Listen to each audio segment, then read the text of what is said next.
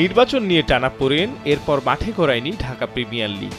সামনে পাকিস্তান সিরিজ, তাই এবারে বিসিএল আয়োজন হচ্ছে ওডিআই ফরম্যাটে প্রায় 2 বছর পর। 23 ফেব্রুয়ারি শুরু হচ্ছে।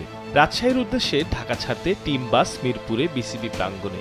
মিরপুরে সকাল সকাল হাজির 4 স্কোয়াডের খেলোয়াড়রা। ইস্ট, ওয়েস্ট, নর্থ ও সেন্ট্রাল 4 দলের প্রতিযোগিতা। ম্যাচগুলো আয়োজন হবে বগুড়া ও রাজশাহীর মাঠে, ফাইনাল মিরপুরে।